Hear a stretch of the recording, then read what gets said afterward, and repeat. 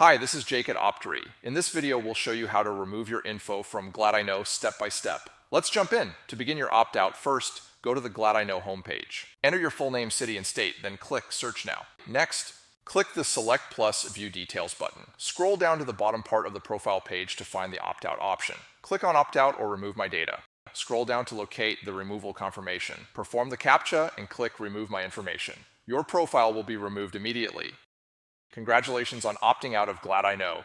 You have taken a simple but important step towards reclaiming your privacy. However, there are hundreds of people search sites. They are constantly changing, and it's nearly impossible to stay on top of these data brokers. That is why Optery offers the free exposure report. The exposure report shows screenshots from sites that have your data with links to let you see that data right on the site. Use the exposure report and our how-to guides to opt yourself out for free, or sign up for an Optery paid plan, and Optery will handle the monitoring and removals for you and your family members. Bonus tip: if you're a business owner worried about the security of your employees, we also have Optery for Business. Go to Optery.com to sign up for your free exposure report.